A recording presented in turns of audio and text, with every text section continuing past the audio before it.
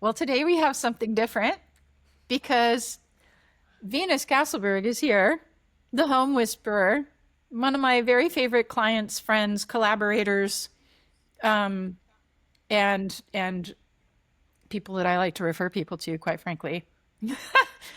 And she had asked, as a leader circle client, as a friend, as a colleague, she was like, "There's some things I'd like to ask," and I was like, "Wow, these are some things that probably other clients would like to ask." So that's why we're here. And so this is kind of Venus interviewing me, whatever she wants to know.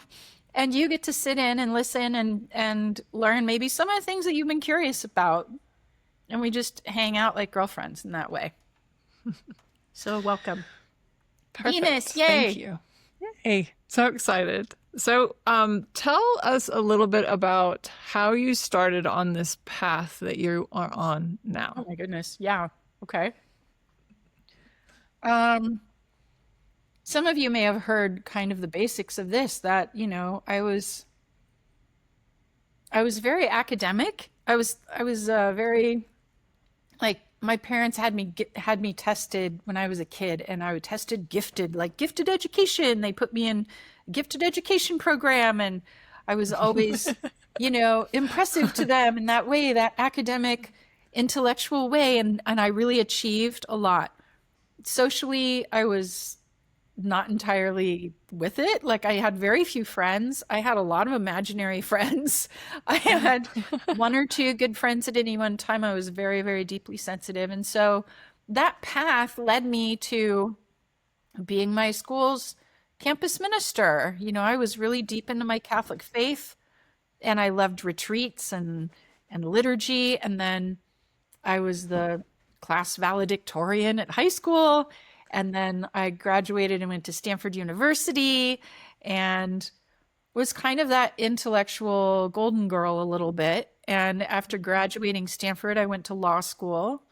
My dad had been a judge, was a judge. So I grew up in the courtroom. I knew how to lawyer, I felt like, already. And so actually, before I went to law school, I had already been working as essentially a paralegal with no official training, because I was summarizing depositions and preparing evidence for trial and even writing trial briefs, at which point my lawyer boss was like, we probably should have you go to law school for this, because Right. you really are supposed to be an actual lawyer to write trial briefs. And I was like, yeah, whatever. Okay. So I went to law school, got my law degree, passed the bar, got married to a good Catholic engineer who could also sing, great guy, Mark, and had my kids. Well, the second birth, like, here I am. I was a leader in my local church, very Catholic mama, helped to found the married couples group at my Catholic church. And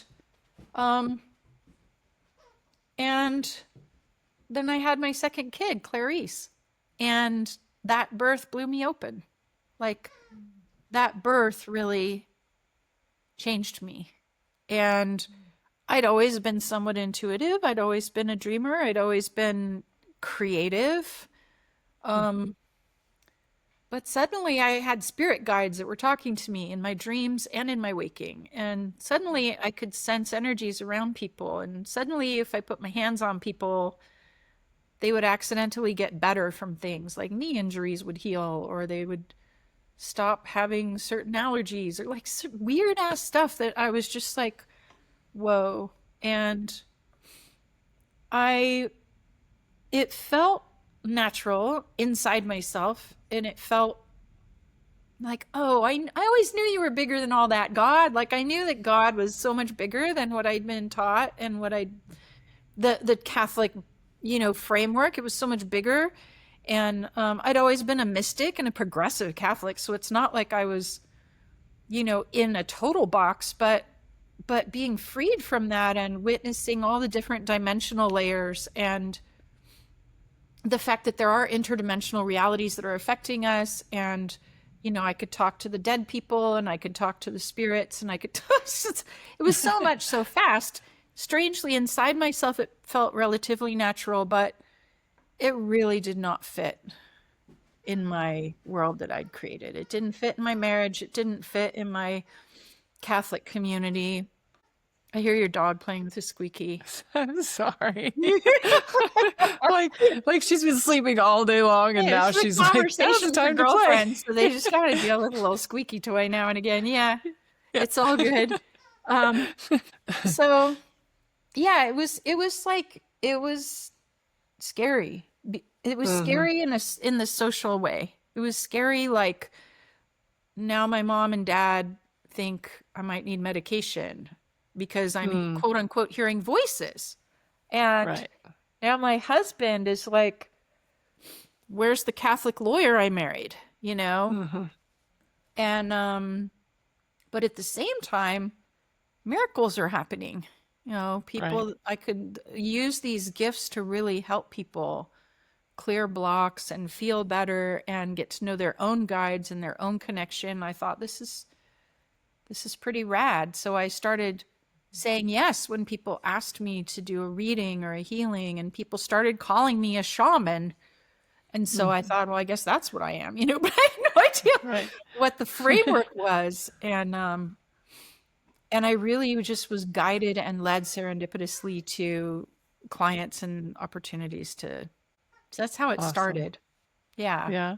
So you said you did say that you actually had like you had some imaginary friends. So Yeah. when it happened, was it really that much of a surprise or like what was the difference between having imaginary friends when you were younger and then this?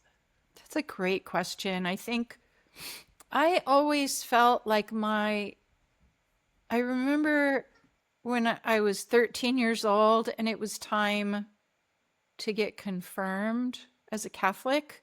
I was really excited. I was really excited for that opportunity to meet God at an even deeper level of commitment. And in my Catholic school, of course, we had religion class. And so I remember the teacher asking people, like, why are you saying yes at confirmation? And almost all the kids were like, I'm just saying yes because my parents say I have to do it. And I was like really shocked because I'd always felt this gentle, loving presence when I'd prayed. Like, and sometimes, even before I popped open psychic, my whole life, I could ask for something and feel like a really subtle indicator, yes or no. I could feel that subtle nudge, you know, and I related with that as God talking to me. I'm praying for me was conversation with the divine. And it wasn't until that whole 13-year-old thing happened where my friends were all like, yeah, no, I don't know why I'm doing this. I've never felt God. I've never heard God. I felt so sad because I'm like, seriously? Like, why do you even believe in God? If you've never felt God, never felt the truth of God speaking to you and connecting with you and loving you, why are you getting confirmed? Like, I was just kind of shocked because for me, I had that relationship, but it was very subtle, you know? What changed was that it suddenly got not subtle at all. It suddenly was like, woo. And it didn't, when I say that I saw spirit guides, and even now when I say I see spirit guides, I see them in my imagination still. It's not like I'm like, oh, is that spirit guide really behind my computer right now? Like, I know what's in this dimensional reality and what's not. I can tell. It's just that now the sight is like really strong imagination, like really strong, like, oh, you're flipping real. And on occasion, it's almost close to being in this world. It's so strong. So that was different. That was different. And also whatever happened growing up, I could manage to put inside the framework of my Catholic faith. Like, oh, that must be Mother Mary, not just like the big ma, you know, that must be like Saint Michael, you know, not like, well, that's this giant interdimensional presence we know as Archangel Michael. Like, it's just, whoa, it's so much bigger, so much bigger. And the rules were thrown out the window when I accidentally got psychic. It's like suddenly there's no boundaries of like, well, you can see God as this, but not that. It's like suddenly I had spirit guides coming in the shape of like a cockroach.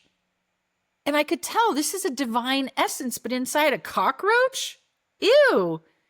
And the divine saying, what's ew about this child of God? Like, what's ew? This is your survivor instinct. This is your, like, the one that has been here since the dinosaurs. It's a metaphor. It's a symbol of something very big and ancient and powerful that's a part of me and a part of all that is. So my archetypal languaging expanded in a major way so that I could just make sense of what I was seeing and experiencing. And then to be able to directly collaborate with those archetypes, beings, spirits, whatever you want to call them. Like, I know that they all represent something much bigger and that my mind sees them as spirit guides or whatever, because that's the way the human mind works. It's not lost on me that it's actually something bigger that otherwise would just be so big we don't understand it. So therefore, I don't think that my symbols and the spirit guides, if I see your spirit guides and I see this giant beam of light as one of your guides, you don't have to see that beam of light as a beam of light. Maybe to you, he's a giant pencil. Maybe to you, he's an eagle. Maybe it doesn't matter. He is what he is. And he probably doesn't have gender. And I see him as a beam of light. Let's just go with that, because then we can talk about him and we can relate with him and we can collaborate with him, and I can get his help to clear certain things that you can't see, and I can get information from him that maybe you don't know to ask. And so it's kind of like that. Cool. Thank you. So did you, with your spiritual team, do you know how many are on your spiritual team? Well, it's again, like even numbers are symbols. So I could say, well, there's just 3 guides, one for my body, one for my mind, one for my spirit. Or I could say, oh, there's 11,827 guides. And then I could, parse it all down into that much. Or I could say there's 2 billion guides and parse it out, but that's too many. That's too much to relate with. So I know that my guidance and the support of my spirit team is vast. And I think that's true for all of us, and probably more vast than we can really grok. So when I'm talking about my guides, the symbols and the archetypes and the names and the beings change from time to time. There's certain beings that have been present, really present with me because they really relate. And from the beginning, Buffalo Woman was a main guide, kept showing up for me before I even knew about like the white calf Buffalo Woman stories of the Lakota Sioux and other people. I didn't know her story, but she showed up and she's like, I'm Buffalo Woman, and she's wearing the white, deerskin, and she looks the way that they say she should look. But I didn't know her story when she showed up that way at first.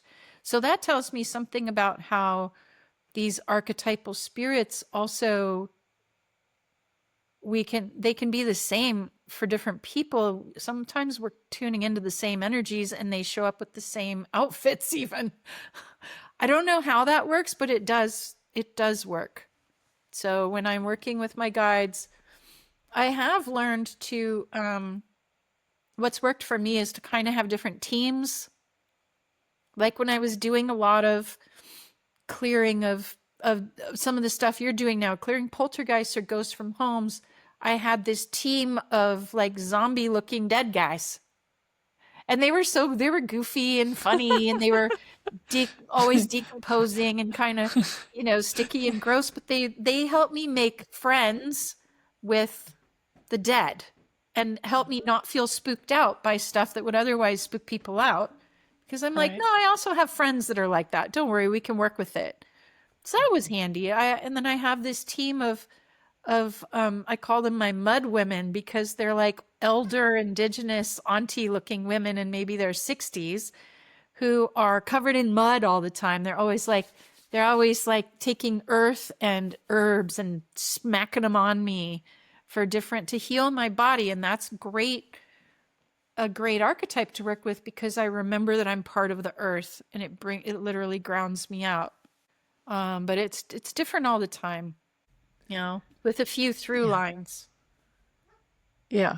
Yeah, I find with sometimes spirit guides, they'll show me something and then somebody will say something to confirm like what I just saw, right? So it's Yeah. Yeah, like that's they show nice. up like the Buffalo Yeah. woman. Like it's like then you're like, oh, this is actually a person that everybody Yeah, knows about. this isn't just in my imaginary world. This is Right? in a Yeah. lot of people's spirit world. Yeah. Whoa, cool. Yeah. That's cool. So you said a little bit about like what you did at first. You were like laying hands on people and healing them, and you were doing readings. Getting Like visions for what? them. Yeah. Yeah. What happened from there? Like what did you do next? I feel like I was taken on my own I felt like my guides were training me in various things. And I've seen this with my clients too, as I've helped more people through the awakening process of their intuitive gifts. Like, first, gosh, I probably do have a bunch of notebooks and like diaries from back then to see the chapters, but one Right. chapter that happened for me was my sensual, like my shame was discharged. And even as a Catholic, I was like, whoa, it's cool to be a juicy, sensual woman in the body. Wow, it really is. It's cool. And so my sexuality and my sensuality were given permission. So I was like spending time belly dancing and like receiving massage and appreciating my body in a whole new way. And my sex life opened up in new ways and became more sacred and prayerful and juicy. And so that was a whole chapter. It was like my tantric chapter. And then I had a chapter where I was doing so much work clearing dark stuff that I Mm. actually got spooky. I remember I spooked people out for about 6 months. And my guides warned me. They're like, yeah, so we're working with some dark energies now so that you get used to it, and so that you can access those levels and really feel them. And but Mm-hmm. and for some reason, like, children would get spooked by me, which is never a vibe I had ever had before. They'd kind of look at me and go, whoa, like as if I was suddenly Medusa with the snakes coming out my head or something. And that lasted about 6 months. And I was attracting like dark, creepy kind of vibe. People were attracted to me. I'm like, what is up with this, But it makes sense to me now, because those are the energies that I was being sort of initiated to work with. And then, let's see, there What do was you a mean by while. initiated to work with? Sorry? What do you mean by initiated to work with? Because my guides really, and I think our guides, take us through life experiences that initiate us to be comfortable working with energies that maybe we hadn't been comfortable with before. Like when I started, I was doing, when I was in that tantric awakening part of my chapter of my awakening, I was doing a lot of clearing work of women's sexual abuse trauma. I could Mm. see it even when I didn't want to see it. Sometimes I could see it, I could sense it, and Right. I could, for whatever reason, I could clear it really fast, and it would be done with her, and she'd be like, "Whoa, I don't think I'm ever going to feel shame or guilt or yuck about that again. It feels like it's gone." I'm like, because it's gone. And some of that, it's funny, Venus, because I wasn't trained in like the Berkeley Psychic Institute, or I wasn't trained by the Harner Institute, or the, Sandra Ingerman, or like any of these people who have these systems that you have to do this and you got to do this and check, check, check, check, check. I didn't have any of that. I'm not saying I wouldn't have benefited from some kind of system. I probably would have been nice at some point, but the best part about not being trained was I was not restricted, and I didn't have those restrictions on myself. And Mm. I've always had a big fat ego, because everybody told me how brilliant I was from the time I was so little. And then I went to Stanford, and at Stanford, you're hanging out with a bunch of kids who've all been told how brilliant they are and who are now being told you can do anything you want in your whole life and the world is your oyster. And so when I got psychic, I was still kind of like that. And like, oh, great. Okay, well, it seems like I can see sexual abuse. So instead of just clearing part of it, let's clear all of it all at once. Why not? And I just didn't see a reason why that wouldn't be accessible. Therefore, I could clear it all at once, and I still can. Because why wouldn't you? And I remember at one point, after I opened the San Diego Circle, I opened this little storefront with Alora, who was like my shamanic partner at the time. We were like having similar awakenings, and so we just clung to each other. We're like, whoa, let's create a world together. We opened this little storefront on Ray Street in San Diego and called it the San Diego Circle Shamanic Healing Art Center. And we were right around the corner from Controversial Bookstore, which was the big spiritual bookstore in San Diego. And so people would find us also because we were right around the corner. And this one woman came to visit, and because maybe she wanted to do classes at the center, I don't know. But she came in and she was like, well, I trained at the Psychic Institute and blah, blah, blah. And Hi, I was Lucy. like, that's cool. Yeah, Lucy's going off the front door. And she's like, so what are you teaching here? And I was like, oh, well, we teach people how to open up as channels. We teach people how to do shamanic journey work. And we teach people. And she's like, whoa, whoa, whoa, whoa. You can't just teach that stuff in a class. You can't just open people to be channels over a weekend. And I was like, well, we're doing it. I mean, it works. She's like, but I went to years before anyone would say that I was this or that, the other thing. And I was like, I don't know. This is working. This is working. And she's, but you can't. And I'm like, well, no one told me that I can't, so therefore I can.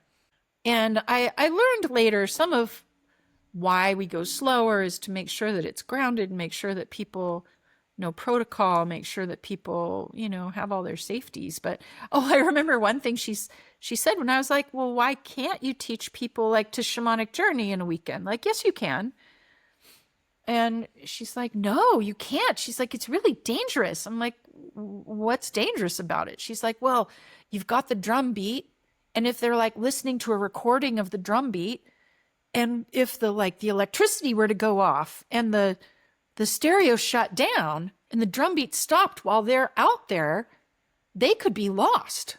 And I was just like, what are you talking about? Like, they're right here. They're laying on the ground on a blanket right here. They're not, do you mean they're going to die if the electricity goes out? I'm like, wow, that is just not a thought form I'm willing to invest in. Like, that's ridiculous to me. She was like, oh, but that's what I was taught, I'm like, well, I think this is the problem, that a lot of us have been taught that there's all these rules and separators and dangers, when the truth is we are in a shamanic journey every damn night when we're dreaming. It's completely natural to us. And of course, we can all meditate. We can all drop into these deep states, and we can all talk to God without any help. Thank you very much. Yeah, that's very, it's so interesting what we do teach or are taught so many times, and it's just BS. But I do remember vaguely you saying at one point you did learn that there was something that you were doing that you shouldn't have been doing. I think there were tons of things that I shouldn't have been doing. I mean, seriously, I didn't have a mentor. Finally, when I met Maria, now I had a mentor. That's great. Maria Yatesbrew is my Apache mama. But she wasn't with me every day, all day. And she wasn't like telling me exactly what to do. And some of those lessons, she was definitely standing there when I made my own mistakes. And thank God for her, because she also could show me through kind, like, co-experience how it works. And she did teach me about protocol and helped me with structures to hold integrity and, all these things that now I try and like systemize so that my students don't have to learn it the hard way. But yeah, I mean, I definitely, I activated when I was in my tantric phase. I was teaching and transmitting really activating practices to women who didn't really have the ground, the maturity, or the experience to hold them. And Mm, so, when people get super activated, Kundalini, or like it can really blow the ego out of proportion. It can damage relationships. It mm. can like, and I think I myself got pretty egoic during at first. I was like, "Well, I can do miracles. Damn, I'm some hot shit," and I wasn't very patient with my parents when they were like, "Whoa, what the hell's going on with you?" I kind of looked Mhm. down my nose at them. Well, you can't talk to the dead, so like there were a lot of egoic mistakes that I've made along the way for sure. Some of them were defensive, and some of them were just the result of not having someone to show me, how to do it right. So, do you recommend people get a coach or have some sort of guidance on their path? I absolutely think people should have a mentor of some kind. And, Hmm. mentoring and coaching are different. Okay. So, What's the difference? coaching and there's aspects of coaching and mentoring and teaching and in initiating that I do. But overall, I call myself a mentor because if you're a pure coach, you're not advising people.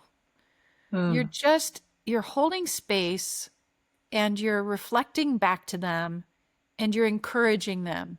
And you might mm, share tools towards what they want to do to encourage them or support them, but you're not guiding them, mhm, and it can be a very clean space holding.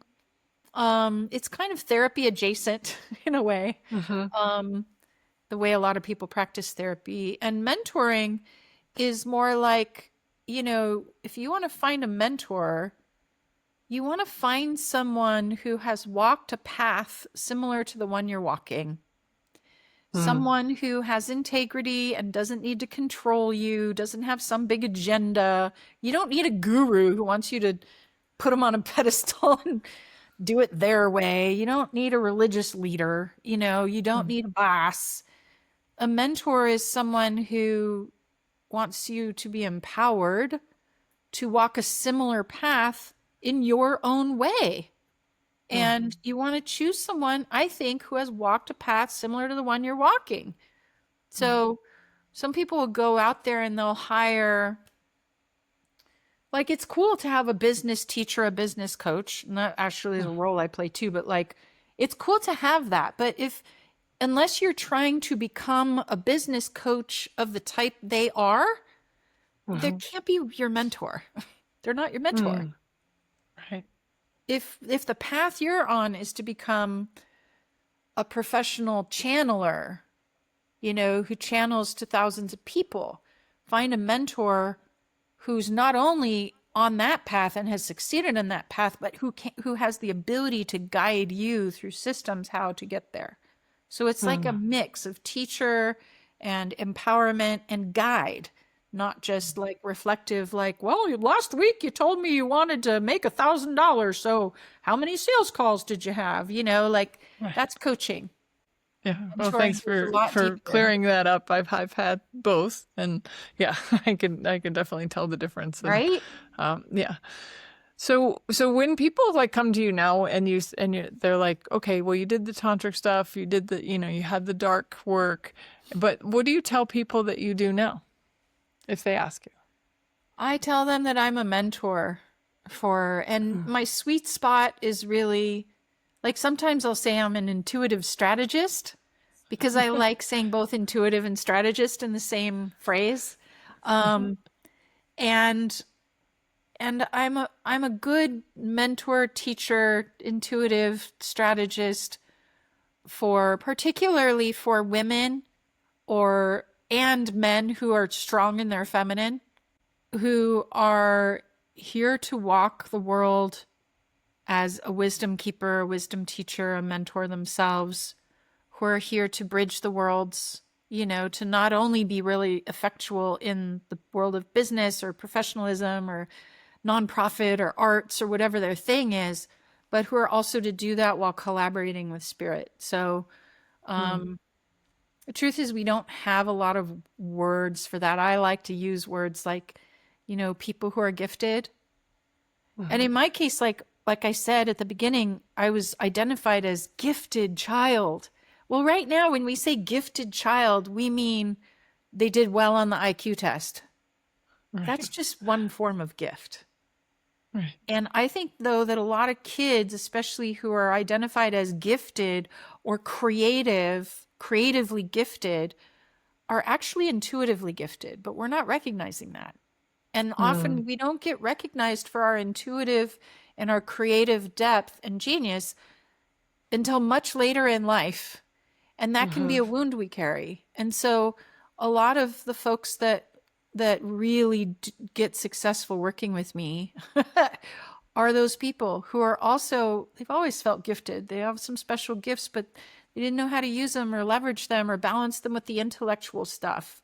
They didn't feel seen. They didn't feel respected. And now that they're mature, they know it's time to be public and strong and to hold the authority both in this world and in the way they bridge the worlds. And that is a path I've been walking.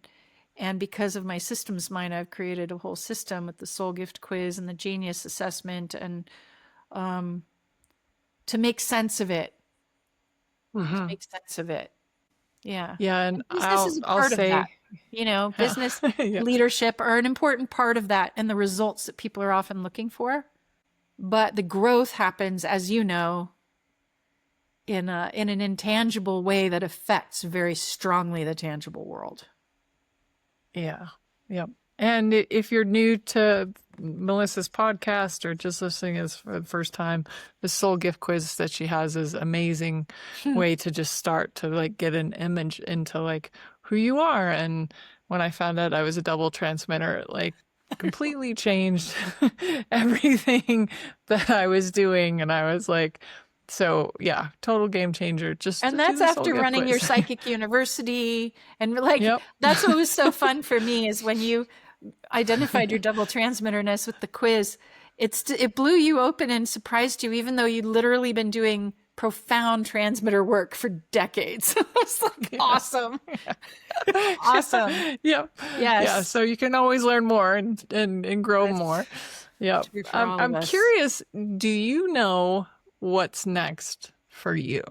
So interesting that you're asking that because I am called to work with leaders more directly now. And that's what's happening. It's naturally happening. And there's also something tickling my future that wants to make use of my ability to speak to the system and intelligence beyond the veil. And I'm not quite sure what that means yet. Yeah. I make assumptions based on things I've done in the past, like channeling work and channeling for founders of tech companies and channeling for innovators who want to collaborate directly with spirit and to have a translator for that. And I would think, it must be that. But there's also so much of what comes through me that's devoted and tuned for the rise of women and feminine wisdom in both men and women in this evolving world, that I also feel that rising, my ability to channel Ma, this big divine feminine force that's connected to all the things. I feel something exciting coming, and I'm not exactly sure what service I'll be called into, but I feel that whatever is happening, that spirit and earth spirit will continue to call me into whatever I've been prepared for my whole life. That's one thing, working with thousands of people now over the past 20 years, it amazes me just how perfect it is. Anytime like I do a VIP day session for someone and we reveal what their absolute intrinsic best expertise is, and it's such a mind blower as to how our whole lives we've been preparing for that perfect fit expertise. And when I'm giving someone a session like that, I always feel their guides going, didn't we do good? We prepared her exactly for this. And now she knows exactly what it is. And I feel that in myself. Like my guides prepared me so well. I finally understand why I've had the relationships trauma I've had, why they sent me to law school just to turn me into a psychic, like why I did business consulting before I ever, like all these things. Now all those ingredients are part of this particular stew that is Mellissa. And that stew, my dearest prayer and hope is that I can use my stew in the best possible, most efficient way for the evolution of the human family and the earth. Like, I want to be in the sweet spot of highest use, of most, doing the most good for the whole. And that continues to be my big prayer. And so if that means I shift things or redirect, fine, I'm down. Like I've changed my life so many times, with Spirit's encouragement and my collaboration, because I'm not just a slave to Spirit, but something else is coming, Venus, and I don't know what it is, but I do feel like we're all in for some surprises in the next few years, and I'm here for it and happy to play my part, whatever that is. I love that. Well, thank you. I just wonder if you have like one thing that if you wish everybody who watched this, if they could get one thing out of this today, what would you want them to get? We all have teams that are so much larger than ourselves. Our souls are so much larger than we can even fathom. The support that each one of us has is so much larger and more loving than we can possibly fathom with these minds. There's no way to fail at this game called life. There's no way to fail. We're adventuring and experimenting and playing a game. And at the end of this game, you just go home to a loving family of celebration. And there's nothing to be afraid of. There's nothing that's overlording you. And there's no way to screw this up. Like, at the same time, it's so fun to get the most we can out of this life and to align as best we can in this life with our highest purpose. I just think that's the most fun. And so this spiritual journey is, it's a no-lose proposition. And all the people that you know that aren't focusing on a spiritual journey, they're not losing either. They're just playing a different game. And I hope that that's an empowering thing to hear and receive, because that's how it's intended. Yeah. Your path is your path. It doesn't have to be the same as anybody else's. Yeah, so, it's all good. Yep. That's awesome. Well, thank you, Mellissa. I've really enjoyed this conversation. I'm sure I have more questions for you, but I'm just really grateful for today and this time. Holding the space of an interviewer. I really appreciate you. Thanks, Venus. It's fun. Yeah, this was fun. Thank you very much. And thank you, everyone, for listening and watching. Again, take her soul gift quiz just to get you started. Yeah, let's do it.